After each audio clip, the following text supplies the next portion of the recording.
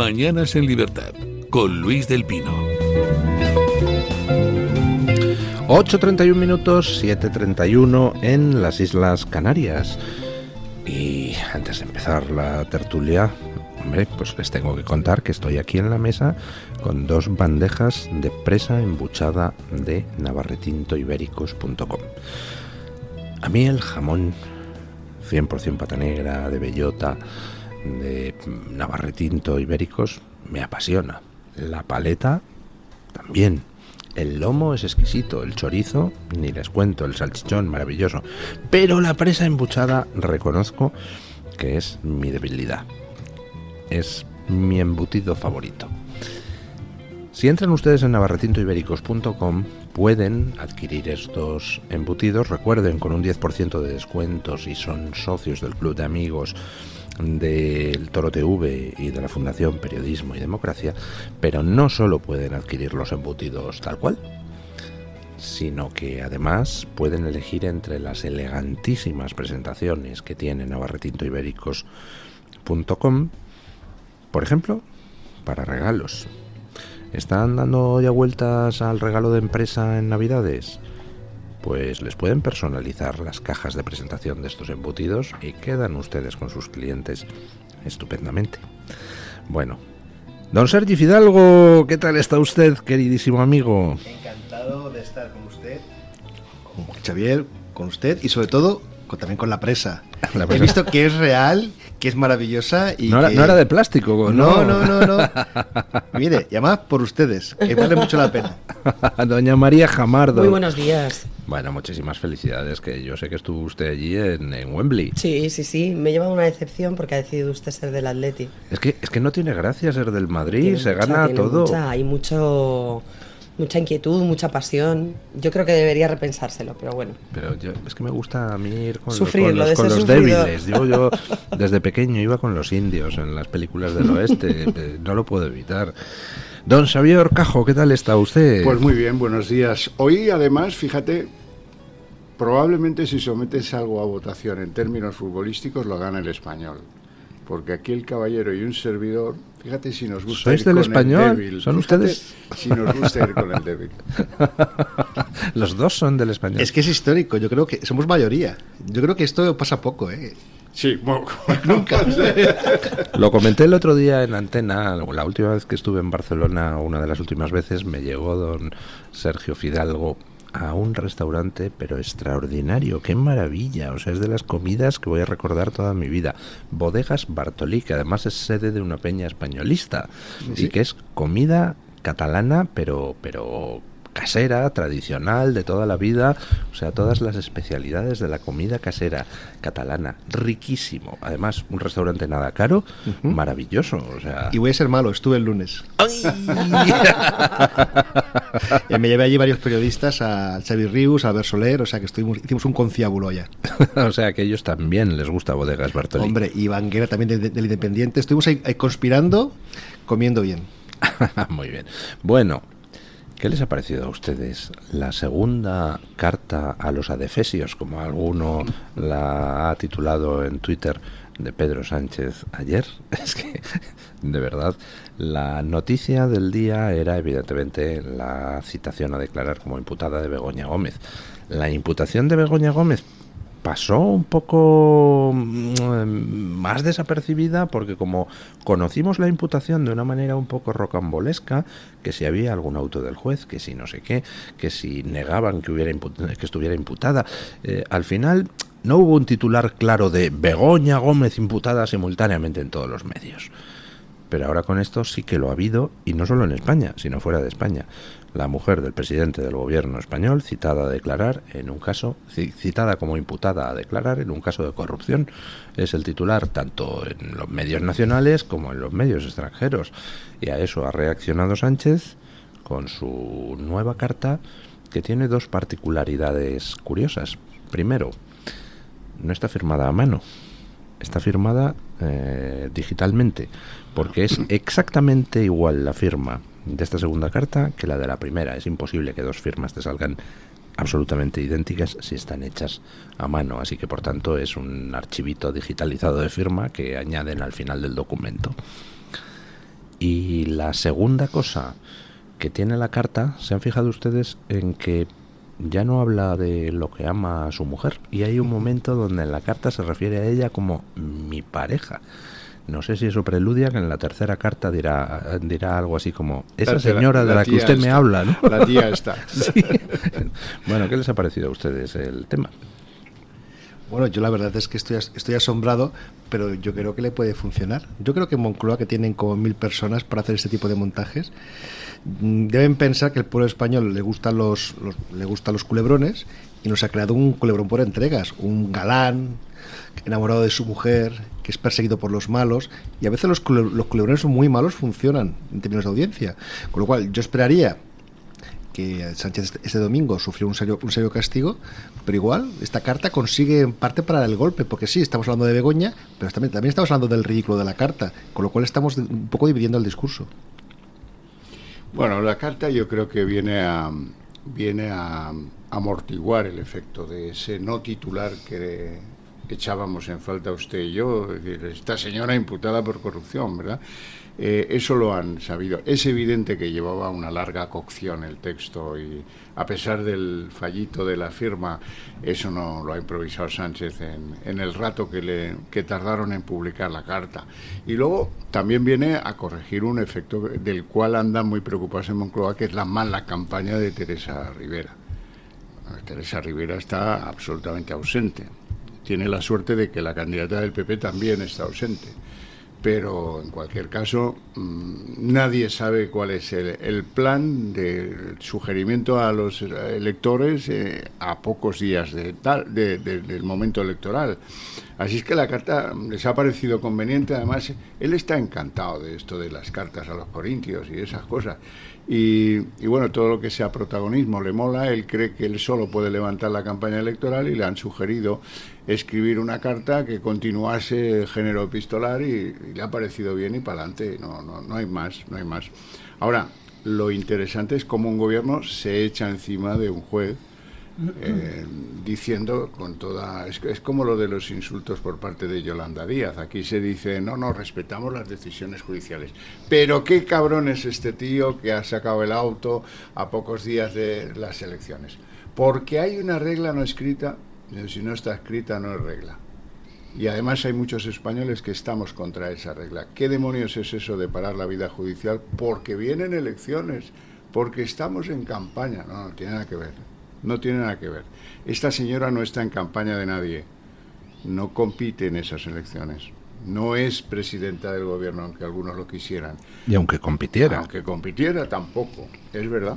Y ahí hoy he leído con sorpresa que algunos medios dicen, no, es que es una norma no escrita. En campaña no se imputa a nadie. Oiga, ¿de qué país es este? Pues debería ser al revés. Es decir, precisamente antes de votar la gente tiene derecho a tener toda la información, ¿no? O sea, debería, claro. Bueno, yo es que la carta creo que ya es políticamente inanalizable, si me lo permiten. Yo ayer cuando la leía, al principio pensé, y realmente me tuve que ir al perfil del presidente Pedro Sánchez a comprobar que no era un meme, un fake, una broma, algo que se había lanzado, pues aprovechando esa primera carta que se lanzó pues cuando él ya sabía que su mujer estaba investigada formal y procesalmente, y lo ocultó. Y lo ocultó antes de las elecciones catalanas. Quiero decir que no sé si será muy relevante para su parroquia, porque yo creo que es para quien escribe estas misivas, pero desde luego para la mayoría de los españoles ya la segunda era chascarrillo. En la primera nos tuvo un poco expectantes por aquello de si colaba la dimisión, pero en esta segunda yo creo que ya se ha llenado redes sociales de memes, se han hecho todo tipo de comentarios, una nueva ranchera, lo que procede cuando alguien la gente se lo toma a coña. Claro, cuando alguien trata de rentabilizar además algo que es delicado para su mujer, porque ciertamente no es plato de gusto estar en una situación de imputada en ningún procedimiento judicial, lo que no quiere decir que no sea procedente, pero debe ser incómodo. Y que él trate de rentabilizar, como lo hizo en la primera vez, y ahora en la segunda una situación delicada para su mujer a la que pretende sacarle rédito electoral, me parece que demuestra cualquier cosa excepto a un hombre enamorado, y no seré quien juzgue yo las relaciones personales de la pareja presidencial, ¿no? Pero sí que es cierto que con respecto a cómo se han cómo ha evolucionado todo este procedimiento, y con respecto a esas normas no escritas de las que hablan algunos compañeros, decir que aquí hay 3 poderes: el ejecutivo, el legislativo y el judicial, e igualmente como el ejecutivo y el legislativo toman sus decisiones sin tener en cuenta cuáles van a ser las resoluciones, o en muchas ocasiones la opinión jurídica de los expertos, léase la amnistía, por ejemplo, que tiene al 95% de la comunidad jurídica de nuestro país en contra, y la han sacado adelante como procede a las competencias que tienen asignadas, parece bastante poco maduro y poco adulto decir que es que los jueces poco menos tienen que consultar al político de turno si le viene bien o no que trascienda información judicial relevante, ¿no?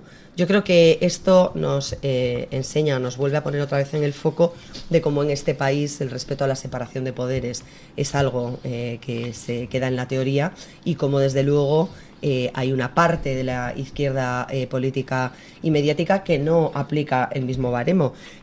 Yo revisaba, y el 3 de abril de 2016, cuando el señor Arias Cañete era candidato, se decía que aparecía en los papeles de Panamá su mujer, y se pedía que dimitiese como comisario europeo. Es decir, claro, la familia no se toca dependiendo de cuál sea la ideología, dependiendo de lo que le parezca bien o no al gobernante de turno. Yo creo que esto sí debería penalizar, y mucho, al Partido Socialista o Sanchista en las elecciones europeas, pero mucho me temo que de esos 10 puntos o 12 que debería bajar o perder el señor Sánchez, se quedarán unos 5 aproximadamente, y desde luego nada de dimisiones. ¿Usted cree...? Bueno, vamos primero a lo del efecto en las elecciones. ¿Ustedes piensan que va a tener algún efecto la citación de Begoña Gómez y la carta? Yo es que creo que está todo el pescado vendido desde hace tiempo. O sea, creo que ni para bien ni para mal. Hombre, algún votito perderá, pero vamos, será mínimo, y a lo mejor algún votito logra arrastrar de la abstención en el sentido de defendedme que viene la ultraderecha, pero yo creo que va a ser absolutamente mínimo. ¿Están ustedes de acuerdo? Sí, estamos de acuerdo. Es que no va a haber ningún tipo de efecto. Ya lo vimos en Cataluña, que ya estaba el caso de Begoña on fire, y ganaron las elecciones. De hecho, me temo, por desgracia, que yo creo que sí, que el Partido Socialista no va a conseguir un buen resultado, pero que al final los bloques se van a mantener. Y claro, al final la lectura que va a hacer el PSOE, que es la que nos va a vender... Hombre, mantenerse no. Todas las encuestas dan que hay un avance del bloque de la derecha. Me explico mal. Con respecto a las elecciones anteriores. Quiere decir que van a quedar igualados, no respecto a las últimas, sino que al final va a ser 31-30. O sea, que al final cuando sumemos, es que hemos de sumar a Esquerra, hemos de sumar a los de Junts, hemos de sumar al PNV, Podemos. Ese conglomerado va a hacer unos 29-30 diputados de los 61, y es lo que van a vender, que la coalición progresista que llaman ellos se mantiene. Por supuesto que el Partido Popular va a subir mucho y Vox va a conseguir un resultado magnífico, pero el problema va a ser que la lectura no va a ser esa, y yo dudo mucho que esto afecte, esta carta, este culebrón de la carta afecte en absoluto al electorado socialista, que está muy fanatizado y movilizado. Pero bueno, hemos de luchar, hemos de seguir trabajando, y esto va para largo. Quien piense que Pedro Sánchez va a convocar elecciones en 4 meses y que se va a ir, que pierda la esperanza. Y si las convoca es porque cree que puede seguir en el gobierno. Exacto. Que puede seguir ganando. Ese es el elemento positivo de lo que yo me temo que va a pasar, que es que los resultados de Pedro Sánchez van a ser medianamente buenos. Sí. Y que va a tener una diferencia con el PP escasísima. 3, 4, como mucho 5. Más de 5 no creo. Pero bueno, lo de Begoña no va a tener efecto. Desde luego a las pruebas me remito. Las últimas generales era el caso del Tito Berni, que ni los señores de la oposición tuvieron interés en sacar a la palestra pública. Las elecciones vascas coincidieron con el escándalo Koldo, y tampoco tuvo ningún efecto. Bueno, pues ahora con el caso Begoña y además tratándose de unas europeas, que el que vota sabe que es otra película y el que no, pues no vota, que es lo que el partido ganador de las elecciones del domingo pues va a ser el de siempre. En este caso de elecciones europeas, la abstención. Lo que sí es confiablemente positivo es que haya un giro político en las instituciones europeas consecuencia de estas elecciones, del cual podamos sacar algún provecho. No es estoy un poco molesto con Feijóo, ¿sabes? Porque parece este neoconverso que ha encontrado algo de vida europea, ha visto a Ursula von der Leyen, la ha llevado al fútbol y ahora ha descubierto este hombre que todo lo arregla. Europa. Europa te ata los zapatos, Europa te afeita por la mañana, Europa es capaz de resolverte la vida.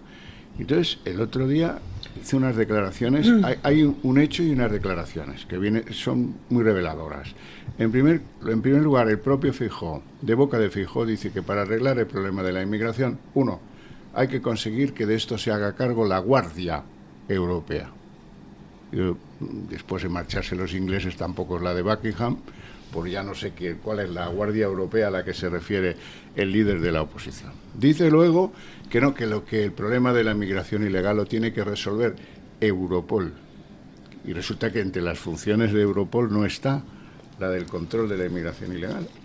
Y luego hay un periódico, El Mundo, que publicaba ayer, como si fuera una exclusiva, el programa electoral del Partido Popular. Oiga, pero si esto cuando yo era joven lo mandaban por correo. Todos conocíamos el programa de las opciones a las que íbamos o no a votar. Ahora resulta que es materia de exclusiva periodística conseguir el texto. Y en el texto decía una cosa bien simpática, que iban a pelear para consolidar el eurodelito de traición. Coño, el eurodelito de traición. A ver, ¿lo repensamos? ¿El sujeto a proteger cuál sería? La traición a Europa. Imagino yo, ¿no? Si es el eurodelito de traición. ¿Esto quién es? ¿El que pacta con Putin o cómo?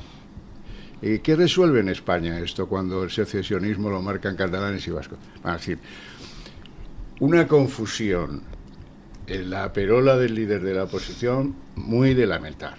Yo hay algo que no he entendido, y es lo de que traiga a Ursula von der Leyen a un mitin. ¿Ustedes lo entienden? O sea, me parece que es pegarse un tiro en el pie, ¿no? Porque el PP está intentando al menos aparentar en esta campaña que está en favor de los agricultores, de los ganaderos, etcétera. Durante los 5 años que ha estado en el Europarlamento ha estado apoyando todas las legislaciones que van contra los agricultores, los ganaderos, etcétera. Pero al menos en campaña intentaba fingir que está a favor de agricultores y ganaderos. Y luego va Feijóo y se trae a Ursula von der Leyen a un mitin y dices, vamos a ver, van a volver locos a sus electores. Lo que pesa es la imagen en una campaña muy floja de que tú estás cercano al poder y Úrsula va a ser dicen que va a ser, ya lo veremos, la próxima presidenta otra vez, pues necesitas hacerte la foto con ella, aunque sea en el Bernabéu celebrando otra cosa. Pero bueno, y así el galán enamorado, que también tenía como admiradora a Úrsula, pues se la llevaba a Feijóo y se hace la foto, porque parecía que en cierta opinión pública estaba como fijado de que Úrsula era una especie de aliada de Pedro Sánchez. Tenían que romper Es que lo ha sido. Es que lo ha sido, pero tenían que romper esa imagen. Y bueno, yo creo que fue una chapuza, pero bueno, es que el PSOE, sinceramente, tú lo has dicho, tiene una candidata desaparecida y casi mejor, porque cada vez que habla sube el pan. O sea, yo creo que Dolors Montserrat está haciendo una campaña discreta, demasiado discreta, pero la campaña de Rivera es directamente desastrosa. Con lo cual, pues bueno, yo sigo sin entender cómo el PSOE, porque de candidato del PSC a las europeas también podríamos hablar, que es otro Javi López, que también cuando habla también sube el pan. Es que tiene unos candidatos flojísimos. Vox tiene mejores candidatos, Partido Popular tiene mejores candidatos, Ciudadanos tiene mejores candidatos y los peores candidatos están en el PSOE. Aún así van a aguantar, porque va a ser todo en clave Sánchez-Feijóo, o sea... Es que ese es el tema. Yo creo que en estas elecciones europeas, a diferencia de en otras muchas, que también era una tendencia habitual, pero que se ha acentuado en esta ocasión, se nos ha hurtado el debate sobre Europa. Realmente se está planteando todo en clave doméstica, o sea, en clave rifirrafe doméstico, en clave frenar a la ultraderecha, que es el relato que ha asumido Pedro Sánchez como muro de contención contra esa amenaza que él ha detectado como enemigo, y que los suyos y algunos que no son de los suyos pero que se han adaptado a la propuesta política, o al menos al relato político de Pedro Sánchez, están por comprar.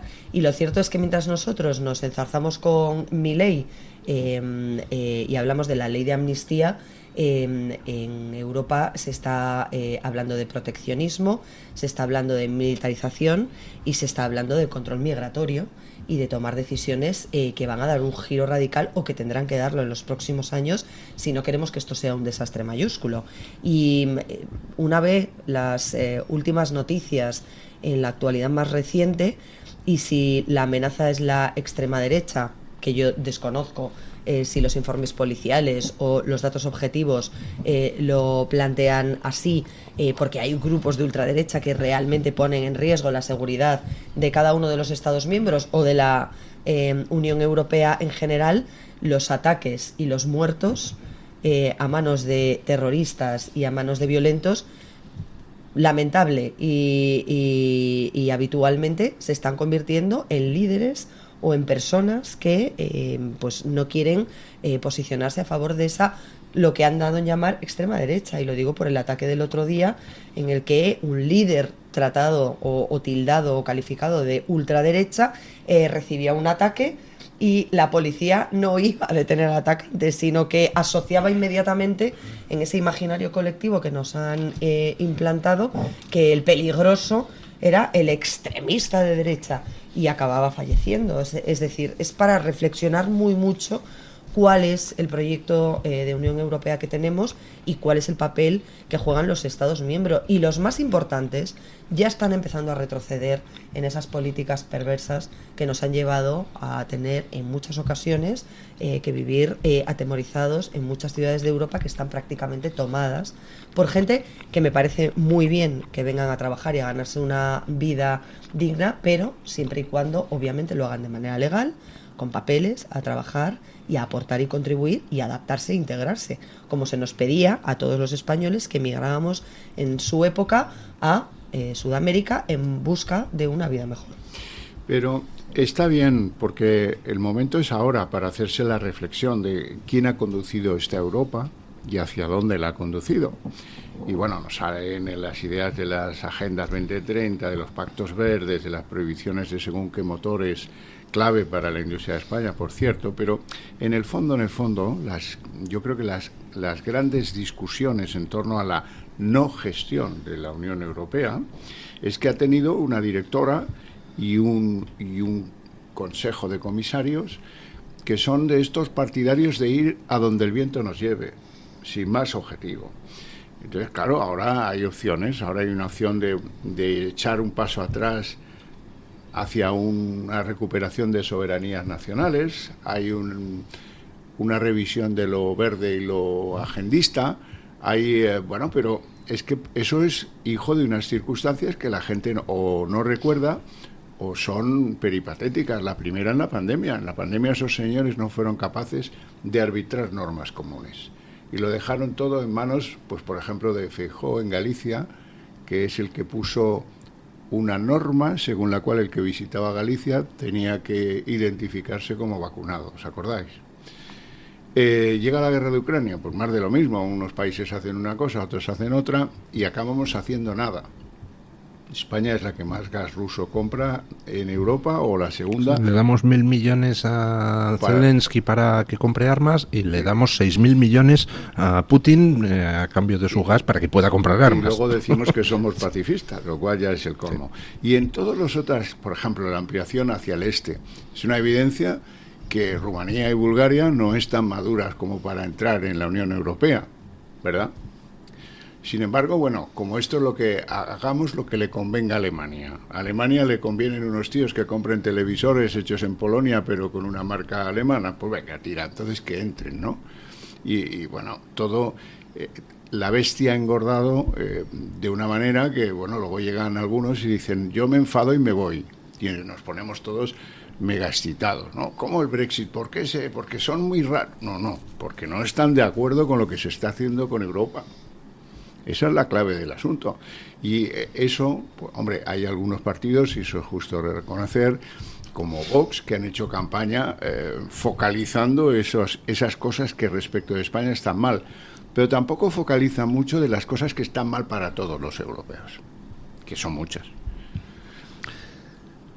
Hemos hablado, y estamos de acuerdo, esto es sorprendente, en una mesa de tertulia, de si iba a tener alguna influencia en las elecciones del 9J, lo de la citación a Begoña Gómez como imputada para el 5 de julio y lo de la carta de Sánchez. Coincidimos los cuatro en que si tiene influencia va a ser mínima, que está todo el pescado vendido, ¿no? Pues entonces me queda una duda importante, y es ¿qué demonios va a hacer Sánchez? Después del 9J, ¿qué salidas tiene si su mujer ya tiene que ir a declarar como imputada y empieza a oscurecerse el panorama judicial que le rodea? Hacemos una pausa publicitaria y después de la tertulia me gustaría que me comentaran ustedes por dónde nos puede salir Sánchez, porque no le veo yo muchas salidas a este hombre. El Toro TV también es Radio Libertad. En Bruselas somos coalición desde hace mucho tiempo con el Partido Socialista. Acabas de escuchar a González Pons del PP reconociendo que su partido y el PSOE son coalición en Europa. Un pacto que destruye nuestra industria, nuestro campo, nuestra seguridad y nuestra libertad. Este 9 de junio, vota Vox. En Europa nos van a oír. Del campo a tu mesa, Sabores Sierra de Madrid. La excelencia de la calidad en el embutido. 100% artesano, 100% de Madrid. Exquisitos embutidos artesanales de ternera, ciervo, jabalí y cerdo ibérico. Todos sin gluten. Visita nuestra tienda online saboressierrademadrid.com. En Sabores Sierra de Madrid somos pioneros en la elaboración de embutidos con carne de ternera de la Sierra de Guadarrama. Del campo a tu mesa, Sabores Sierra de Madrid. Sabores de antaño. Sintoniza la libertad en tu radio. Radio Libertad. La doctora Iradier, especialista del Instituto de Microcirugía Ocular, IMO, Grupo Miranza en Madrid, utiliza el tratamiento más eficaz para la enfermedad del ojo seco con la nueva tecnología de luz pulsada óptima IPL. Con centenares de pacientes tratados y excelentes resultados, la doctora Iradier es referente en España de esta innovación oftalmológica. Doctora Iradier en IMO, Grupo Miranza. Teléfono 910-783-783. Calle Valle de Pinares Llanos 3, Mirasierra, Madrid. En un entorno idílico, más de 100 profesionales, psiquiatras, internistas, psicólogos, psicoterapeutas, terapeutas ocupacionales, enfermeros, celadores y administrativos, trabajamos en el Hospital Psiquiátrico San Francisco de Asís, en Málaga, con un solo objetivo: sanar al paciente mental. Infórmese en www.hospitalsanfrancisco.com y llamando al teléfono 952 20 14 64.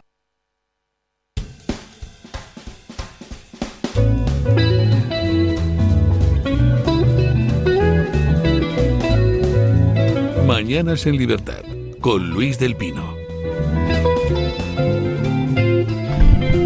Bueno, ¿qué hará Pedro Sánchez después del 9J? En estos momentos estamos en una situación inédita donde, por primera vez en Europa, la mujer de un presidente de gobierno está imputada en un caso de corrupción y el presidente de gobierno sigue en ejercicio en vez de presentar inmediatamente su dimisión y dar todas las explicaciones posibles. ¿Qué salidas tiene Sánchez? Porque solo se me ocurren dos. Una, que intente un golpe a la bolivariana, con ese golpe con el que lleva amenazando, se van a enterar los jueces y se van a enterar los medios críticos y tal. O dos, pues que pacte, no se me ocurre con quién, dejar el poder a cambio de inmunidad. Es que no le veo muchas más salidas. Habría una tercera, que es que se vaya con indignidad porque haya una rebelión interna en su partido, pero esa la veo como ciencia ficción, ¿no? Es que yo creo que va a hacer lo que está haciendo hasta ahora básicamente, que es intentar mantener prietas las filas, intentar mantener esos 120 diputados a base de fango, o sea, los ataques a periodistas y a los jueces, como la carta básicamente es un ataque al Poder Judicial, lo va a incrementar hasta extremos increíbles, va a intentar embarrar todo el campo todo lo que pueda, e intentar que, bueno, que todos sus paniaguados que tiene comprados sigan allí. Y claro, tener muy claro que mientras siga Sánchez y pueda pagar a Junts, pueda pagar a PNV, pueda sobornar a todos estos no se van a mover porque tienen un chollo que saben que algún día se acabará. Él lo que intenta es mantener básicamente sus 110 escaños a base de fanatizar a su electorado. De momento le está saliendo bien. Veremos lo que pasa el 9 de junio, que yo creo que no va a ser gran cosa. Aún así, hemos de ir a votar y hemos de conseguir que Sánchez pierda el máximo de diputados y que los partidos que defienden la unidad y defienden el Estado de Derecho consigan un resultado bueno, pero que no se va a hundir y que va para largo y que va a ser muy duro, va a ser muy complicado y tenemos mucho trabajo por delante, y que no lo tenga claro, que se lo haga pensar. ¿Usted qué cree Bueno, que va a hacer después del 9J? El análisis no se puede hacer, y me temo que ahí tú estabas en algo parecido a esto. No se puede hacer. ¿Qué haría yo en el caso de ser Sánchez llegado este momento, ¿no? Te tienes que poner en la compleja psicología del tipo, en un tipo que carece absolutamente de factores inhibitorios y que tiene una ansia por ser querido por los españoles que los españoles no le corresponden. Y entonces ahí hay solo dos circunstancias: que el resultado sea aceptable, bueno, o sea, para él válido, o que no sea válido. Si no es válido el resultado porque el PP le mete una diferencia abultada, pues entonces sí que ahí se abre pues un melón de decisiones en el sentido huidizo que usted señalaba. Dice, bueno, pues me retiro a cambio de tal, busco a ver quién me ampara para... Pero yo creo que el resultado va a ser aceptablemente bueno, presumible o con capacidad de presumir de él. Y entonces ahí se abre el escenario que nos conviene más a todos, entiendo yo, que es que el tipo se envalentone, me han refrendado, ya está, ya lo han hecho, ¿no? Y con esa idea y con el cartucho que se guarda, la bala de plata, que es el PNV, que es Esquerra Republicana, y que es Sumar, pues irá a unas generales en las que como mucho que va a pasar, que el Partido Popular me saca 3, me saca un 2%, no me importa, me da igual, porque yo tengo mis balas de plata, las vuelvo a usar, me planteo unas generales en las que con mis aliados organizo de nuevo un gobierno Frankenstein y he matado el efecto político de todo lo que tenga que ver con Begoña, con Koldo, con la corrupción y con no sé qué historias. Y ya está. Y esa hipótesis pero de elecciones generales anticipadas, en concreto, con aires, con ínfulas de que las puede volver no a ganar, pero sí con sus aliados volver a montar un gobierno. Pero con sus aliados las últimas elecciones generales las ganó por la mínima. Veamos las últimas votaciones, estamos hablando la de la ley de amnistía, 178 frente a 172. Es decir, con que tuvieran sus aliados 3 diputados menos en las próximas elecciones, ya no podía formar gobierno. Entonces yo creo que jugárselo a unas elecciones sería renunciar a estar en el poder el máximo tiempo posible, ¿no? Bueno, es que en el poder el máximo tiempo posible, el que baja el pulgar ahí se llama Puigdemont, ¿sabes? Ahora ya no es como antes. ¿Puigdemont le va a bajar el pulgar en algún momento? Es que yo creo que la clave es esa, sinceramente. No sé si se la va a bajar o no, pero sé que la amnistía no se va a aplicar como se esperaba que se aplicase. Y eso sí va a tener un efecto. Claro. No sé cuál va a ser el alcance, no sé en qué momento va a detonar. Estamos viendo que, si no me equivoco, el 12 de junio es el último día en el que la mesa tiene que constituirse, la mesa del Parlamento, y la pinza deja fuera a Illa. No han contado sus socios preferentes en el gobierno central, a pesar de que el Partido Socialista cuenta con mayoría de votos y de escaños, según las últimas autonómicas, se va a quedar fuera, previsiblemente, de la mesa del Congreso del Parlamento catalán. Y para mí sí es relevante lo que pase con Puigdemont, porque es cierto que la amnistía se aprueba a la carta, pactada en Bruselas, con una reunión en la que incluso envía a su emisaria, ya no a su número 3 del partido, al señor Santos Cerdán, a negociar como interlocutor directo en su nombre, sino a la vicepresidenta, que se hace fotos y que plantea eso como el camino de la reconciliación y de la cogobernanza en Cataluña. Y yo el escenario no lo veo sencillo de articular en Cataluña. No tiene presupuestos generales a nivel nacional y la legislatura puede ser muy incómoda muy latosa, si efectivamente, como todo parece indicar, los derroteros judiciales van y siguen su cauce al margen de intereses, de presiones políticas y de todo lo que algunos se empeñan por hacer desaparecer, ¿no? La amnistía tiene una fecha de entrada en vigor que será cuando se publique en el Boletín Oficial del Estado. Que lo están retrasando. Todos sabemos que lo están retrasando precisamente por esa razón, porque en el momento en el que entre en vigor se puede reaccionar jurídicamente a ella. De momento no, porque no es aplicable o no se puede discutir esa aplicación, pero en el momento en que entre en vigor sí se puede hacer. Y ahí es donde cada uno de los tribunales de este país que tienen causas pendientes del procés, o bien revisión de ejecución de sentencias y de condenas, como para los inhabilitados Oriol Junqueras y todos los exconsillers, la señora Carme Forcadell, que todavía tienen penas de inhabilitación, porque recordemos que el indulto aplicó solo a las penas privativas de libertad, a los declarados rebeldes, que son los prófugos, Puigdemont, Puig y Comín, que tienen una causa pendiente y una orden de detención vigente en territorio nacional. Luego todavía no pueden poner un pie ni en España ni en Cataluña, como esa parte de España que ellos tanto anhelan separar, y para todas aquellas causas que todavía están en fase preliminar, como Tsunami Democratic, que tiene en la Audiencia Nacional una derivada, y para los aforados en el Tribunal Supremo. Y todo esto además aderezado con una situación muy delicada para el fiscal general del Estado, que yo creo que no podemos obviar, que es su propia posible o presunta responsabilidad directa y con consecuencias penales que yo no descartaría en el caso de la querella del novio de la presidenta madrileña Isabel Díaz Ayuso. ¿En qué tesitura un fiscal general que podría acabar como aforado que es investigado en el Supremo por esta cuestión de la revelación de secretos tiene autoridad o puede mantenerse en el cargo para defender una aplicación de la amnistía que, insisto, no va a ser inmediata, no va a ser automática, va a ser discutida y puede no ser elevada como cuestión prejudicial a Europa si el Supremo, como ya han hecho los 4 fiscales del procés en un informe de más de 100 páginas, considera que la malversación de los señores separatistas catalanes para financiar el referéndum del 1O no entra en el tipo que contempla la amnistía redactada por Pedro Sánchez y sus socios de gobierno.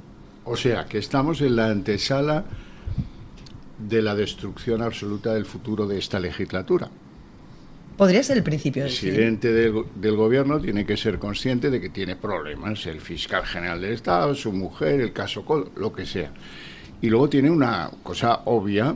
A veces pienso yo que cuando escribieron la ley de la amnistía les dejaron dejaron un texto tan exuberante que el presidente del gobierno también estaba convencido de que eso encallaba. Y fíjate si soy malévolo, ¿no? Y entonces lo dejó hacer, ha ganado 1 año y medio, a lo mejor gana hasta 2, mucho más no puede ganar, pero que le van a liquidar, no sé si Esquerra y Junts o solo Junts, pero que uno de los dos lo va a liquidar, porque no están de acuerdo con lo recibido. Alguien me faltó en el compromiso de la venta, en el precio o en la cantidad. Había un vicio oculto en el producto. Y por lo tanto, eso está liquidado. ¿Y qué expectativas tiene Sánchez entonces? Pues agarrarse al clavo ardiente de unas elecciones al Parlamento Europeo en las que la cosa no ha ido mal y replantear como un trilero, replantear de los cubiletes, a ver si me sale la bolita. Porque este es un tío así, este es un maverick así, de los que dice, bueno, vamos a ver si me vuelve a salir la bolita, pues mira, tiro otra legislatura con otros acuerdos, con otros problemas y ya veremos, porque aquí todo es táctico, nada es estratégico, todo es, bueno, vamos a ver cómo superamos el escollo de esta semana, ya no ni de este mes, ni del trimestre, no, de esta semana. Y bueno, ahora tiene una oportunidad que puede cambiar de una economía que está dando aparentemente buenos resultados, luego sí se analizan a fondo, resulta que no están así. Por ejemplo, los datos del paro de ayer pues no son para nada buenos, pero se pueden vender bien. Si se articula una trampa estadística, y la tenemos en casi todo lo estadístico actualmente, pues bueno, pues podría presentarse pues en noviembre o en diciembre a unas nuevas generales en las que tratar de repetir el éxito con la bolita.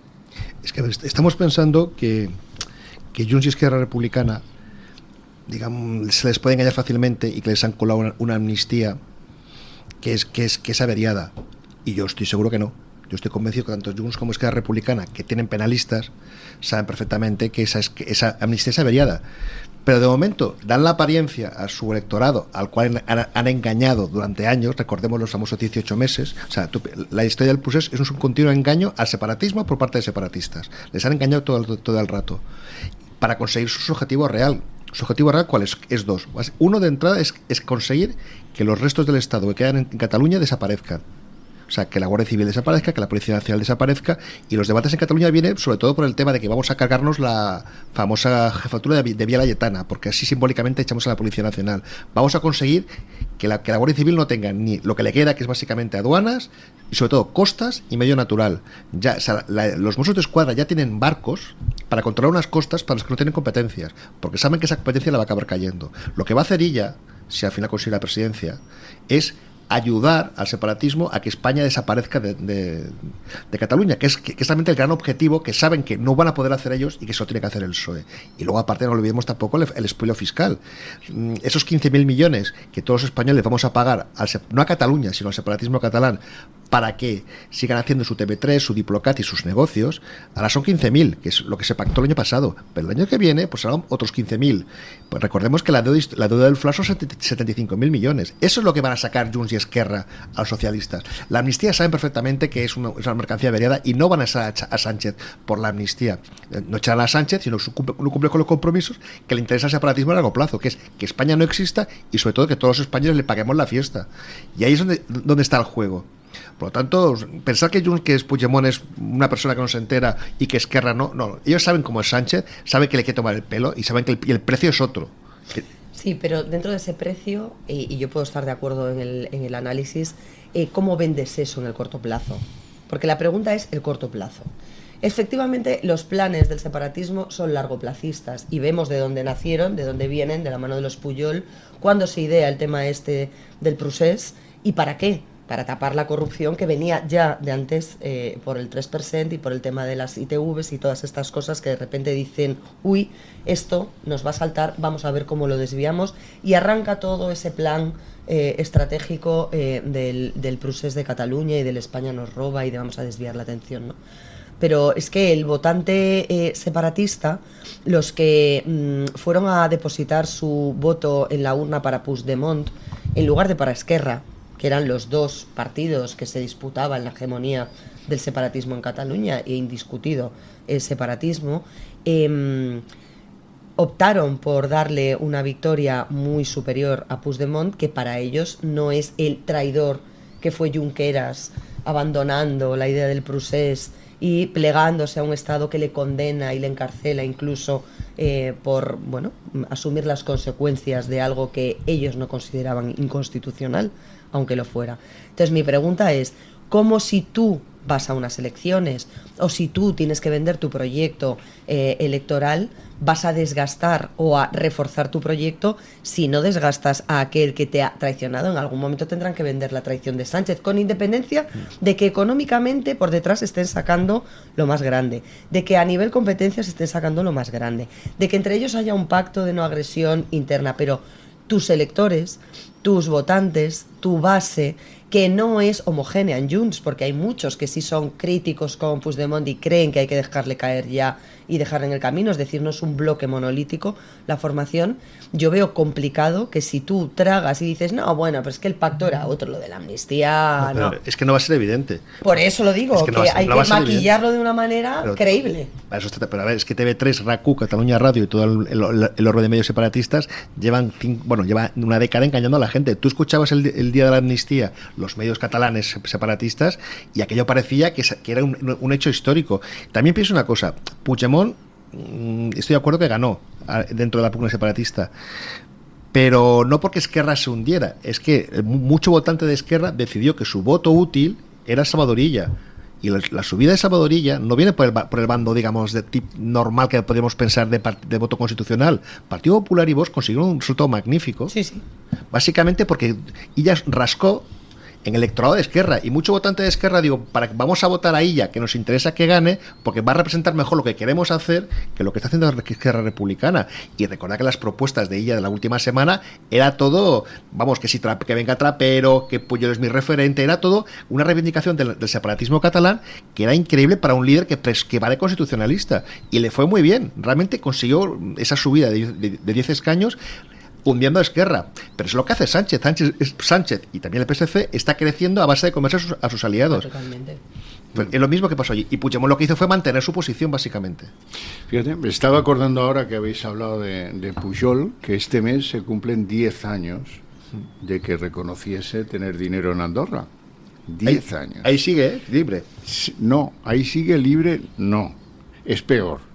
Reivindicado, exacto. Es peor. Es muy triste reconocer que la organización judicial española está pendiente de que ese señor fallezca o quede inhabilitado por un ictus o una cosa de ese estilo, como su mujer, por cierto, porque no tienen el coraje suficiente, primero porque se han equivocado en todo. Hombre, poner un gobierno, el de Mariano Rajoy, que puso a negociar lo de los Pujol a un señor como Villarejo o a un señor como el pequeño Nicolás, que se va a ver al abogado y a uno de los hijos de Pujol. Mira, vengo de parte de la vicepresidenta Soraya, que si nos dais material podrido de Esquerra, a lo mejor lo vuestro se podría aliviar. Bueno, pues así ha funcionado España para con el problema de corrupción de los Pujol. 10 años de investigaciones en la Audiencia Nacional. ¿Qué le han encontrado más allá de lo que él reconocía tener en Andorra? Nada. Pues hemos fracasado. No me cuentes nada más. Entonces, ¿qué problema tiene el instructor, que por cierto hace no sé cuántos los años que no emite un auto sobre nada, ni una diligencia sobre nada, ni una citación de nada, ni una investigación de nada? Pues están esperando una cosa que se produce a menudo en los juzgados, lo han cajoneado y mira, a la espera de que podamos cerrar esto contra el hijo de Pujol, eso sí, pero cuando el padre ya esté fuera de todo esto y no suponga una revisión de cómo se hicieron las cosas. Las cosas se hicieron chantajeando a un tío de un banco en Andorra, con personajes como Villarejo y el pequeño Nicolás. Pues oye, este no es el país que yo quiero dejar a mis hijos. Tomemos nota todos, porque al final resultará que bueno, le encasquetarán algo al hijo y con eso quedará resuelto lo que fue el expolio de Cataluña durante 32 años. Yo espero que a varios de los hijos, porque de hecho los hijos, bastantes de los hijos, o todos los hijos prácticamente, están en esa instrucción que ya está cerrada, y lo que se está esperando es que se fije una fecha de juicio. El instructor no tiene nada más que hacer. Había que resolver una serie de recursos, se resolvieron en su día, y ahora mismo, es cierto, lo que se está esperando es que alguien en la Audiencia Nacional, de la sala competente, de la sala penal, que es la que tiene que enjuiciar una vez finalizada la instrucción, ponga fecha a ese banquillo. ¿Desde cuándo se está esperando a que se ponga fecha? Pues yo creo recordar, y no quiero equivocarme, pero que hace un par de años... ¿Un par de años? Sí, un par de años que se resolvieron los últimos flecos procesales, por decirlo de alguna manera, para poder llegar a esa situación de que fijen una fecha, creo. En los últimos 2 años. Es lo que dice Xavier, están esperando que le pase algo a que el pobre hombre pues fallezca o que tiene 94. Por eso es que se nota tanto de que no se quiere juzgar a Pujol. O sea, es que no se quiere juzgar lo que se ha hecho en Cataluña durante 3 décadas, porque no olvidemos que... No se quiere juzgar lo de Andalucía, de los ERE tampoco, porque ahí tenemos los indultos pululando y la ejecución de la sentencia suspendida para Griñán por enfermedad y quiero decir, y tantas otras cosas que no se quieren aplicar, ¿no? Sí, estamos de acuerdo que hay personajes que, bueno, es que la corrupción de socialista y la corrupción de Convergencia más o menos. Bueno, pero no tengo claro qué es lo que piensan ustedes que va a pasar después del 9J. Porque estamos analizando diferentes aspectos, pero a ver, mójense qué va a hacer Sánchez, porque Sánchez en estos momentos se enfrenta a una posibilidad de que al final le termine salpicando judicialmente todo el tema a él mismo. Si él fuera, por ejemplo, el juez decidiera que hay indicios suficientes para elevar la causa al Supremo porque Sánchez podría haber cometido delitos y es aforado, ¿qué haría Sánchez? ¿Dimitiría? ¿Le daría igual? Es que eso no va a suceder. ¿Eso no va a suceder? Yo ahí me arriesgo o me mojo. No tengo claro de las elecciones generales anticipadas. Creo que Sánchez está en su manual de resistencia y creo que sería un poco kamikaze, y él no lo es dentro de su propia estructura mental, presentarse a unas elecciones sin la certeza de que puede fagocitar lo que le queda de sus extremos izquierdos, que es lo que ha ido haciendo, laminarlos de manera progresiva, y salvar ese órdago o esa situación con el separatismo catalán y con la amnistía sin que se note mucho y manteniendo esos posibles pactos. Pero lo de la posibilidad de responsabilidades penales para el presidente del gobierno, yo creo que hay que entender que en un Consejo de Ministros, que es un órgano colegiado, que todas las proposiciones que llegan, los decretos que se aprueban, las concesiones de ayudas públicas incluso que se presentan a votación y a deliberación en el Pleno del Consejo de Ministros, pasan una serie de filtros anteriores de juristas, que lo veo muy complicado que al presidente del gobierno en España se le pueda sentar por una presunta prevaricación o por una presunta... ¿Tráfico de influencias? Lo veo muy complicado. A él directamente lo veo complicadísimo. Sí. Es mi opinión, O sea, puedo equivocarme, pero lo veo muy complicado. No lo veo en absoluto. Por la propia colegiación del Consejo de Ministros, por la propia dinámica. Y luego porque estamos hablando de una cosa muy básica, muy hortera. Tengo una señora que es una gran profesional a la que le gusta dar sablazos. Bueno, y yo, como no la soporto, pues la dejo hacer. Y ese siempre es un argumento pues que hay muy machista, pero es un argumento que dice, bueno, yo no sabía, usted no se levantó el día que aprobamos las ayudas a ir a Europa. Bueno, sí, pero es que yo ignoraba que... Es muy fácil escurrirse de la insólita ocurrencia que pudiera tener unos manos limpias o quien fuere de intentarlo. Porque no intenten tampoco está mal. Ahora, yo creo que este hombre, como decía antes, es un maverick y este hombre va a ir a elecciones generales anticipadas. O sea, que se la va a jugar. Si el resultado es medianamente bueno. Se la ha jugado siempre, pero no os acordáis de cuando le echaron del PSOE. Cuando le echaron del PSOE y dijo el tío, no, me voy a recorrer España con el coche, pero tal, y luego le vimos con la urna, por cierto, hemos sabido ahora, gracias al caso Koldo, que tenían un custodio de los votos para concurrir a las primarias, sí, porque no se fiaban de tenerlos en el partido, en un armario bajo llave, como mucho. No, los tenían en un piso franco con Koldo allí, que las vecinas le decían, pase usted y dúchese que lleva 3 días aquí. Es una tradición del PSOE. Acordaros que cuando el Tamayazo, los protagonistas del Tamayazo fueron los que guardaban los votos de Zapatero en el Congreso que ganó Zapatero. O sea, esta tradición del PSOE de no nos fiamos uno de los otros ya es una tradición muy larga. Pero el tío, el tono del tipo Sánchez es un tono de yo a por todas, a mí me da igual, porque yo lo valgo, y ¿qué? Pues a elecciones, a ver, y está convencido de lo del fango, que por cierto, tengo una anécdota muy divertida de una de esas ministras de las cuales no voy a decir el nombre porque no la reconoceréis, porque es de esas que ya ni te aprendes el nombre cuando te dicen que la han nombrado, ¿no? Que el día que reciben el argumentario con la alusión al fango y al libro de Eco, pues ella no se lo lee, o se lo lee mal, o tiene poca memoria. Y en el momento en el que tiene que hablar ante las cachiporras de los medios de comunicación, dice el barro. Bueno, pues gente que trabaja con esa ministra en la comunicación del ministerio, miles de llamadas de Moncloa. Pero bueno, que no es el barro, que es el fango, que has jodido la metáfora, que tal. Fíjate lo que es tener asesores. Maravilloso. Pero como ayer con las 2 palabras, ¿no? Clave, código del día, que eran como password, ¿no? Sí. Extrañeza y tranquilidad.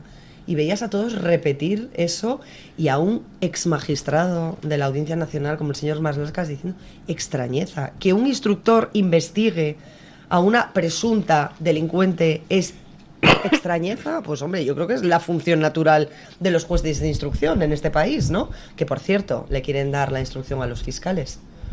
Porque esa es otra cosa que tienen ahí también, proyecto en curso. Bueno, recordemos que el que claro, planteó esa posibilidad en primer lugar fue un señor llamado Alberto Ruiz de Gallardón. Y se paró en aquel entonces el tema. Pero ahora dudo que se pare. Lo que pasa que sí es cierto que no hay desacuerdo por parte de los fiscales o de la carrera fiscal, que son muchos más de Dolores Delgado y de Álvaro García Ortiz, y yo quiero decirlo desde aquí porque siempre cargamos contra la fiscalía y los fiscales, y creo que los fiscales, que son 2.000 o 2.000 y algo en la carrera fiscal, los que se bregan día a día en el barro, nunca mejor dicho, de lo procesal y lo judicial, no tienen nada que ver con esa cúpula tóxica y politizada. Y están dando la cara en un organismo en que la disciplina es feroz. Están enfrentándose con artículos 27 del estatuto, como hemos visto en varias ocasiones, cuestionando las órdenes que se le daban desde la Fiscalía General para posicionarse en distintas cuestiones. El fiscal Vicente González Mota le abrieron 2 expedientes por negarse a firmar la prescripción del asesinato de Miguel Ángel Blanco contra los autores intelectuales de ese asesinato que se estaban investigando en la Audiencia Nacional.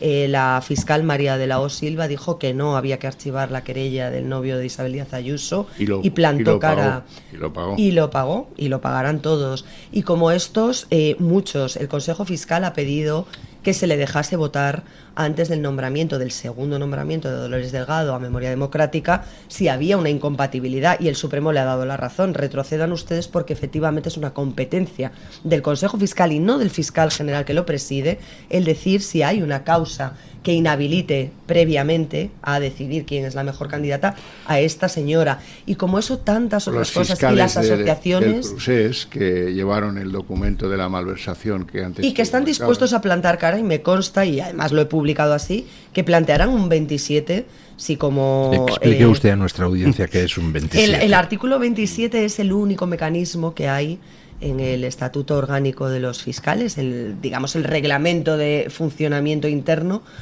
para cuestionar una orden que viene de un superior jerárquico, porque la Fiscalía es una institución jerárquica, de manera que tú tienes que cumplir la orden, la instrucción que te venga dada por tu superior inmediato. En este caso, si viene de la Fiscalía General del Estado y, por supuesto, desde que dirige el señor García Ortiz, pues todos los fiscales tienen que asumir y obedecer esa orden, salvo que quieran discutirla y plantearla a lo que se llama la Junta de Fiscales de Sala del Supremo, que es un grupo de 32 fiscales, los top de la carrera, los mejores del escalafón, los más antiguos, con más trayectoria y que ya son de primera categoría en la carrera, que deciden pues cómo se resuelve ese conflicto, si tiene razón el fiscal general del Estado o si tiene razón el fiscal que discute al fiscal general del Estado. Entonces, de verdad que creo que hay que valorar muy mucho que los fiscales no son que representan quienes están ahora mismo en la cúpula de la Fiscalía. Siendo eso absolutamente verdad,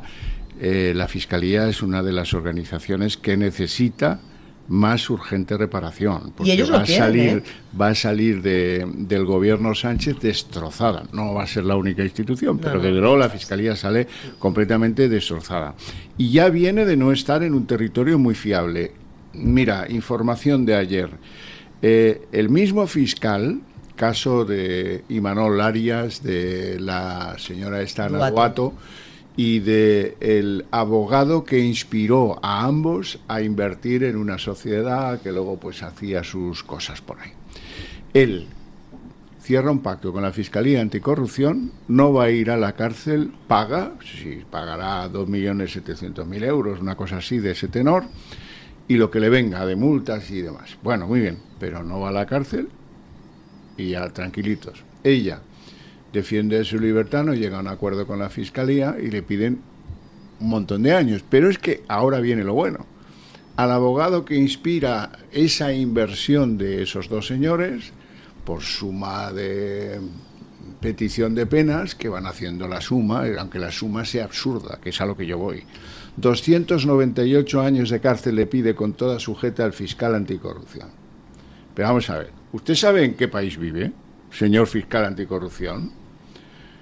Cuestione las normas del sumatorio de penas de una vez, porque es ridículo, absurdo pedirle a un humano 298 años de cárcel. Pero es que es más. ¿Le va a pedir usted por eso delito financiero, sin duda, fraude fiscal, 10 veces más que por un asesinato? Ese es el esquema lógico en el que tenemos a nuestros fiscales y no hay organización de fiscales que lo critique. Pues estamos ante un problema de los de ADN, de los que se llevan desde niño, no de los que ha producido Pedro Sánchez, sino que este viene con trayectoria. No tiene el menor sentido. Entras en unos juegos de si tú pactas que el fiscal en este país no es como el fiscal en el No he entendido si ha querido usted decir que a ver si nos llevamos la sorpresa y Begoña Gómez pacta y canta. No creo. No lo creo. No lo vemos. No lo veo. Está enamorada. No, es un problema muy, muy profundo. El fiscal dice, si me admites que eres culpable, me da igual ya. A partir de ahí yo ya he cumplido, ¿no? Ese es el asunto. Yo ya he demostrado la culpabilidad de Imanol Arias y la tengo firmada. Con lo cual, si ahora le perdonan o pagan o se declara insolvente, me da lo mismo. Eso es lo que subyace de este tipo de actitudes. Hay otros derechos en el mundo donde el que la hace la paga y hasta el final. Si pactan con fiscalía, estupendo, pero que cante. Si no canta, no hay. El motivo no es el que me ha aceptado que ha cometido un delito y yo ya pongo en mi expediente que he cerrado esto con éxito. No. El motivo es que ofrece al Ministerio Público herramientas para combatir a otros delincuentes o a otros delitos. Y si no, no hay acuerdo con la Fiscalía. Bueno, pues saldremos de dudas el domingo. Ustedes ya han decidido su voto, no me digan a quién, pero ¿lo tienen ya decidido? Por supuesto. Sí, muy claro. Muy claro. Bueno, yo creo también que todo el mundo a estas alturas ya tiene decidido si va a ir a votar o no, y los que vayan a ir a votar, a quién se lo han... ¿A quién va a ir el dato? El voto. Una cuestión, antes de que se nos acabe la tertulia, que no nos queda mucho tiempo. Estamos asistiendo a algunas noticias curiosas en el terreno migratorio. Joe Biden ha firmado la orden de cierre de la frontera de Estados Unidos, es decir, una medida trumpista como pocas. Ahora Biden, se acercan las elecciones de noviembre, el Partido Demócrata se puede enfrentar a un desastre, es decir, Trump, el odiado Trump, gana a Biden sin problemas en noviembre, lo cual, por cierto, apunta a que Biden no será el candidato. Ya se buscarán las vueltas para sustituirle después del 22 de agosto. Pero el caso es que el desgaste de Biden desgasta todo el Partido Demócrata y Biden ha firmado una orden ejecutiva para cerrar la frontera de Estados Unidos y empezar a devolver inmigrantes hacia México si traspasan la frontera. En Portugal, el gobierno actual ha endurecido las normas para que los inmigrantes solo puedan quedarse en Portugal si tienen un contrato de trabajo y si no, de vuelta a su país de origen. Y aquí en España somos los únicos que no tenemos ningún tipo de atisbo de ir a invertir la marcha. De hecho, aún peor. Se va a regularizar aquí a 500.000, ¿no? 500.000, lo cual ha producido movimientos de otros países de Europa, donde vagaba gente sin expectativa de ser legalizada, o sea, tenemos una invasión de inmigrantes ilegales que viene del norte, no del sur, como es habitual, no vienen en patera. Se ha corrido la noticia, que en España van a regularizar... Pero claro, hombre, es una gran oportunidad para un inmigrante ilegal, aunque esté durmiendo en el metro de Düsseldorf. Claro, pues si viene a España, a ver si le dan el papelito y ya a partir de ahí, el papelito y la seguridad social. Sobre todo en términos asistenciales, que es clave. No hacemos las cosas bien en absoluto. Hay un cambio, como usted decía, europeo, de enorme calado en lo que va a ser cómo tratamos esto de la inmigración a futuros. Eso y lo de los palestinos hace que Sánchez no pueda aspirar a ningún cargo de nada, ni continental ni extracontinental, porque se podía ir a la ONU o alguna cosa de la ONU, pero es que el Estado de Israel no lo va a ver bien eso, y sus aliados tampoco, ¿sabes? Se ha quedado colgado y sin hilo. Es que yo creo bueno, que... de hecho, he retuiteado antes una noticia de OK Diario en ese sentido. Biden veta un encuentro con Sánchez en la cumbre de la OTAN debido al reconocimiento unilateral de Palestina. Es muy serio. Hombre, es que... Claro que es muy serio, es que... No tiene ni Es que idea, aquí parece pero- que no, porque aquí todo es inocuo, todo no pasa nada. Hoy hay un escándalo, mañana hay otro. Todo el equipo de opinión sincronizada, ¿no? Que es el que dice usted, pues sale con el argumentario y lo repite y no hay exigencia de responsabilidades, preguntas, nadie se cuestiona nada, se da todo por bueno. Pero la realidad es que en política exterior, y lo estamos viendo con los medios de comunicación que le dan un protagonismo de primer nivel a la declaración del próximo día 5 de julio de la mujer del presidente del gobierno, no es todo inocuo.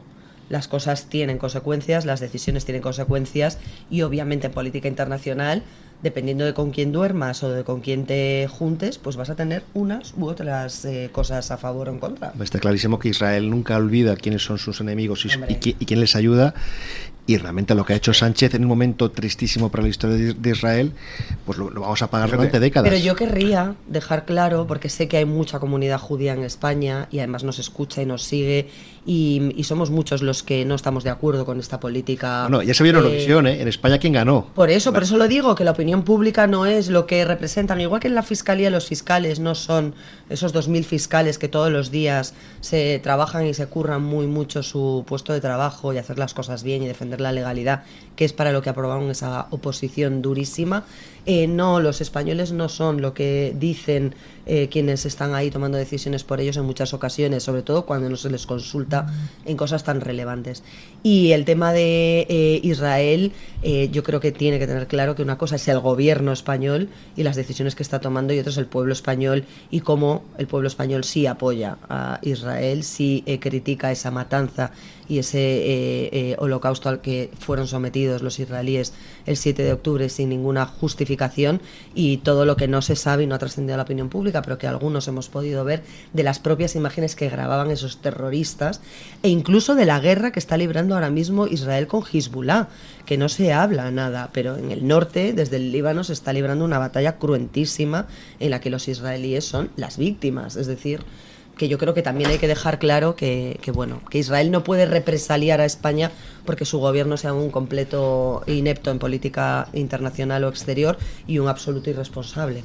Álvarez ha tenido que hacer una ronda de ministros para decirles, por favor, no digáis eso de genocidio, que me arden los teléfonos en el Ministerio de Exteriores. Sí, pero con el gobierno que tiene es difícil que no ocurran estas cosas. No, es que tiene un dejando gobierno... aparte en las consecuencias prácticas, y es que si tú estás afirmando desde el gobierno que hay un genocidio en Israel, entonces como hemos reconocido al Estado palestino, pues resulta que todos los palestinos que se presenten en nuestra embajada diciendo que quieren asilo en España, estamos obligados a dárselo. Sí, con lo cual, así es. Pues estupendo. Doña Carmen Carbonell, ¿ya está usted en el estudio para traernos la voz de los oyentes? La voz de la audiencia, que es soberana, y además don Luis le afean hoy la conducta. Hay una crítica para don Luis del Pino en Twitter. ¿Por qué? Es de Catalina, que dice, no sé por qué dice Luis que no va a tener ninguna salida Pedro Sánchez después de las elecciones. Claro que la va a tener, como escritor de cartas de amor. Ojo, ese filón Pedro Sánchez, cartas no han sido suficientes. No me acuerdo qué oyente me ha dicho que Pedro Sánchez después de las elecciones lo que va a hacer va a ser, en homenaje a Cadalso, escribir un tomo de cartas marruecas desde el exilio. Cartas begoñas serán. Andense con bromas, jiji jaja, que es que nos deleita con otro libro, ¿eh? ¿Con Marruecos tenemos tratado de extradición? Sí, ¿no? Sí. Bueno, pero ya sabe usted, es cuestión de Luis, cancelarlo rápidamente. No, igual que se saca una amnistía de la manga, pues... A sus nacionales no los extraditan, con lo cual se le dan el pasaporte marroquí y se acabó, ¿eh? Mira, mucho más fácil. Mucho más fácil, eso, claro que es sí. muy bueno. Y donde tienen mucha mano los socialistas españoles es en la República Dominicana. Por ejemplo. Grandes líderes históricos han acabado allí y con grandes tratos. Además, de hecho, Felipe González tiene pasaporte de la República Dominicana, ¿no? Sí. Pero no solo él. Hay muchos más socialistas españoles famosos que han regido comunidades autónomas y han sido ministros. Y que se han sacado el pasaporte pro bono. ¿no? Por ejemplo. Es que además el tema ya no es solo el pasaporte, sino los negocios que hay allí. Y no digo más, porque me voy a morder la lengua que llega el momento de la audiencia. Por cierto, hablando de libros, nos ha llegado un correo electrónico preguntando por don Sergi Fidalgo, que es un placer tenerle en esta mesa. Va a tener la oportunidad de estar en la Feria del Libro, quizás en Madrid en esta ocasión, esta feria que termina, si no me equivoco, a mediados de junio. No, pero lo presento en Madrid el día 25. De hecho, te lo iba a decir ahora, pero... Pues mira, luego hablamos. El día 25 lo presento en Madrid. Pues háblelo. El libro se llama Flipando con el Prusés. Es un libro de críticas y barbaridades del Prusés, que lo podéis encontrar en Amazon, en Corte Inglés Online y ese tipo de sitios. Y lo presentamos en Madrid, pues te digo, es que el sitio se llama Utopía, pero no sé muy bien dónde está. Es que es un sitio demasiado moderno para mí. Es que a mí estas cosas me suenan como me superan, pero es un sitio muy chulo, me han dicho. La fecha está clara, el 25 a las 7. de junio, 7 de la tarde. Vamos a dar todos los datos a través de nuestras redes sociales para que todos aquellos que quieran acercarse a esa presentación del libro de don Sergi Fidalgo puedan hacerlo. Bueno, don Luis, les preguntábamos a nuestros queridos oyentes esta mañana en la libre encuesta a propósito de esa carta de Pedro Sánchez y si realmente se creían lo que ha dicho, ¿no? Que la mujer de Pedro Sánchez está siendo víctima de una cacería política, como el propio Pedro Sánchez expresaba en esa carta, tan dolido por esa presunta cacería política que está, pues eso, acosando a su mujer. Las opciones eran sí, no y no lo sé. De momento, con el 97% de los votos gana la opción del no. No se cree en esa versión de Pedro Sánchez. Con el 97% de los votos. Por Dios, qué unanimidad. Fíjese qué triste, porque no hay ni un 3%. El 2% dice que sí y hay un 1% que no lo sabe.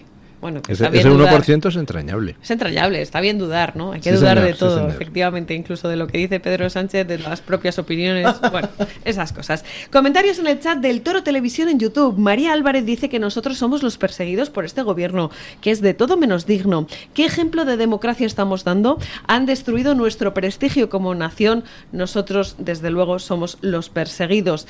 En el chat de Radio Libertad en YouTube, Francisco JAB dice que los ciudadanos debemos y tenemos todo el derecho a saber qué se cuece en la política y más si hay casos de corrupción en el gobierno. Rafael Román Jara, también en el chat de Radio Libertad en YouTube, dice que no es el caso Begoña, es el caso Sánchez. Deberíamos empezar a renombrar este caso, porque sin él lo de Begoña nunca podría haber sido posible. Y nos pone un ejemplo que se van a acordar muchos de nuestros oyentes. Con Juan Guerra no era él el realmente urdidor de toda la trama, era por su hermano vicepresidente, que le dio un despacho y le dio poder. ¿Se acuerdan ustedes, no? De mi hermano. Fíjense cómo han progresado. Ahora ya no le dan un despachito para que tome cafés con los sableados. Ahora les dan una cátedra en la Complutense. Sí, además tiene según qué amigos que acaban con contratos con 8 ministerios por importe de más de 18 millones de euros. En fin, estas cositas que últimamente estamos viendo en los medios de comunicación como este, que somos los que nos dedicamos a denunciar estos casos de corrupción. Más comentarios de Héctor Kurgan, dice o se pregunta: ¿alguien cree que Begoña Gómez hace lo que hace sin instrucciones y sin la connivencia de su marido? Esta pregunta retórica, ¿no?, que ponemos aquí encima de la mesa.